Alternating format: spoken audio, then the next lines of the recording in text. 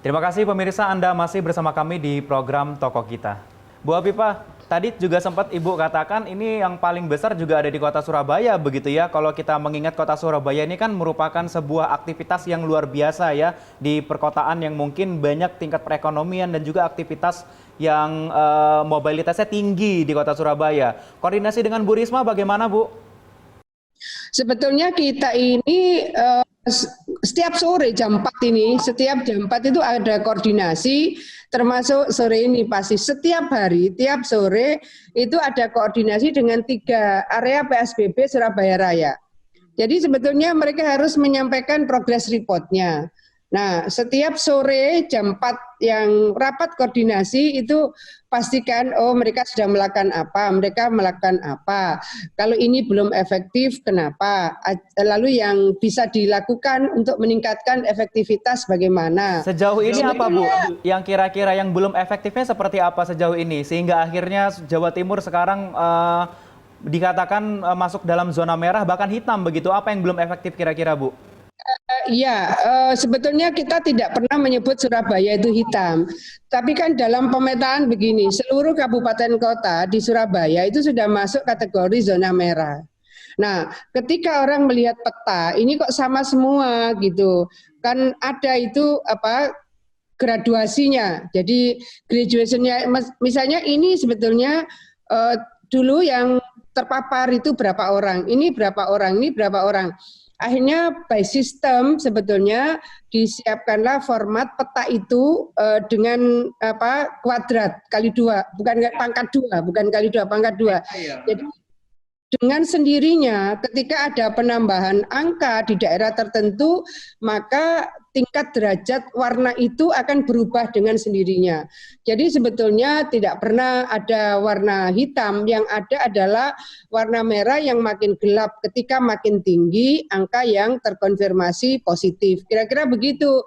Nah, ada warganet yang bilang hitam. Coba kalau itu di zoom gitu, akan ketemu oh ini warnanya merah tapi makin gelap. Gitu, ada warna merah terang, merah sedang, merah tua, kayak marun, kayak gelap, kira-kira gitulah. Sejauh ini kendalanya apa Bu Afifah? Dari warganya sendiri yang mungkin banyak kayak masih ngeyel, atau memang pesan yang sampai ke bawahnya tidak begitu sampai begitu Bu?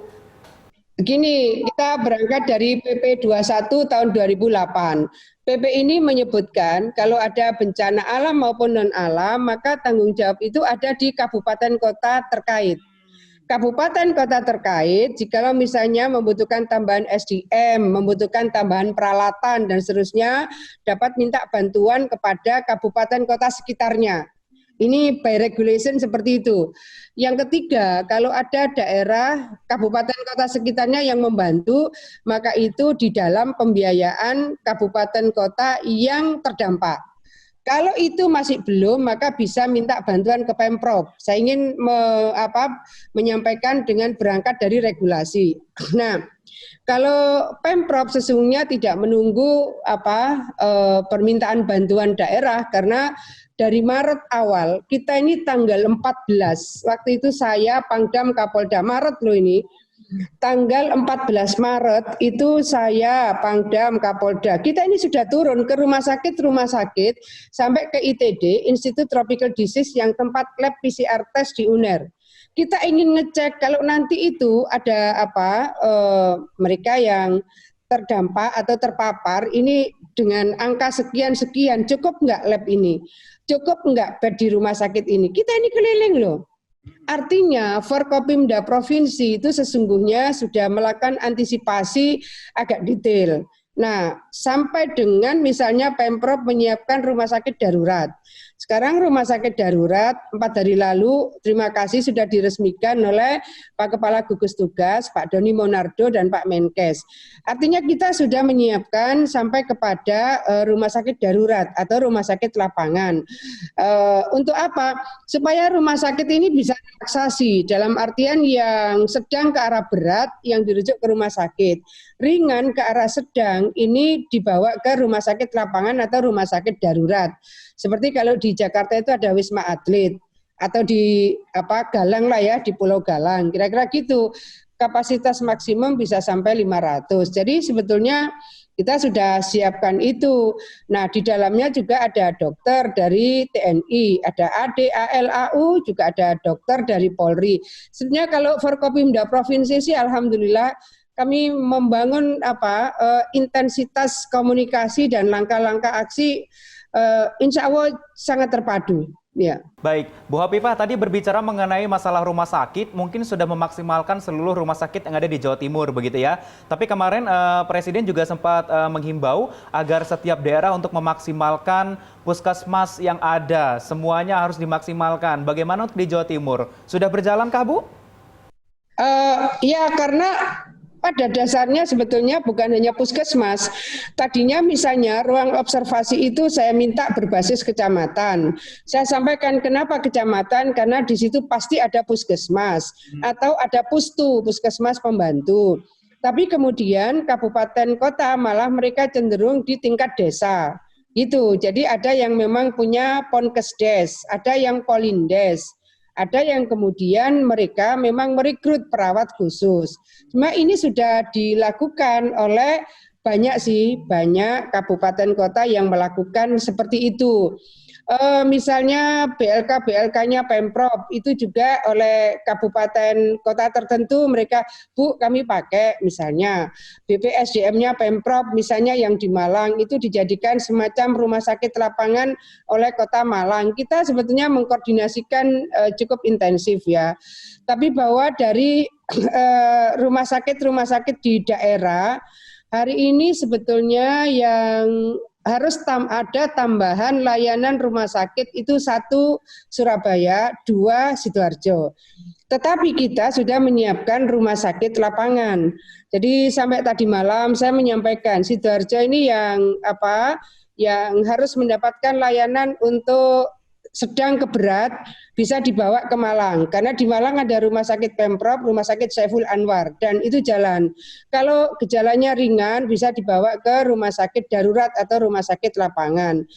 Kalau Gresik mereka sangat cukup. Karena ada 14 rumah sakit swasta termasuk rumah sakit BUMN yang menyiapkan bed isolasi. Jadi kira-kira seperti itu. Kalau layanan-layanan di daerah relatif cukup lah. Kecuali mungkin Situbondo, karena rumah sakit umum daerah Situbondo terkonfirmasi belum ada dokter paru. Jadi saya menyampaikan ketika kemarin ada klaster di rumah ibadah, saya menyampaikan sudah kalau bisa di cover oleh Jember ya Jember. Ya. Karena dekat Jember. Kalau bisa di cover Banyuwangi ya Banyuwangi. Tapi kalau tidak bawa ke rumah sakit lapangan di Surabaya. Jadi relatif terkanalisasi seperti itu. Baik, Bu Hafifah, dengan banyaknya sekarang yang terkena kasus positif di Jawa Timur, ini kan menandakan tertinggi kedua setelah DKI Jakarta. Otomatis ini aktivitas rumah sakit dan lain-lain sebagainya semakin sibuk ya Bu ya. Bagaimana dengan tenaga medis? Apakah cukup atau masih kurang atau membutuhkan relawan masih Bu? Kita ini Pemprov ini melakukan rekrutmen 470 relawan tenaga kesehatan. 470. Itu dari bulan Maret. Kemudian mereka di training 110 diantaranya itu kita dedikasikan untuk rumah sakit UNER. Sehingga trainingnya di RSUA, di rumah sakit UNER.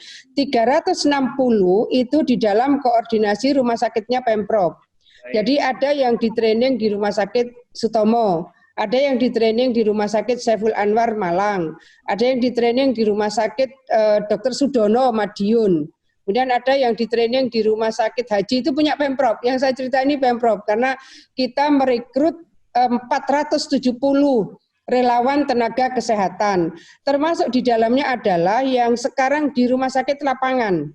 Mereka sebagian besar adalah relawan yang direkrut oleh Pemprov sejak bulan Maret. Jadi kita bukan karena jumlah meningkat terus kita baru siap-siap, karena tidak bisa, tidak. Nah sekarang ini saya mendengar akan ada tambahan support dari tenaga kesehatan dari TNI Polri. Nah, ini yang akan menjadi bagian dari penguatan layanan supaya makin cepat, rasanya insya Allah akan makin segera sembuh. Tapi saya ingin menyampaikan Mas Isha, alhamdulillah 3 hari yang lalu itu sudah ada 100 pasien yang sembuh. 3 hari yang lalu. Itu artinya angka tertinggi selama 3 hari yang lalu. Ternyata 2 hari yang lalu lebih tinggi lagi, 292 pasien yang sembuh. Itu 2 hari yang lalu. Kalau kemarin ada 116 pasien yang sembuh. Jadi total ada 1.207 per kemarin. Biasanya nanti kita jam 5, jam 6, jam-jam segini nih kita masih menunggu konfirmasi dari 99 rumah sakit rujukan. Kita mengirim handphone khusus ke 99 rumah sakit rujukan dengan manual yang sudah kita siapkan. Nah, ini adalah persentase tertinggi pada 1 bulan terakhir, 22,33%. Itu per kemarin. 22,33% yang sembuh setara dengan 1.207. Jadi artinya kita menyampaikan terima kasih luar biasa kepada tenaga kesehatan. Pasti mereka sudah berjuang luar biasa untuk bisa melayani, merawat dan menyelamatkan pasien-pasien COVID-19. Baik. Jangan beranjak pemirsa, kami akan kembali usai jeda pariwara yang berikut ini.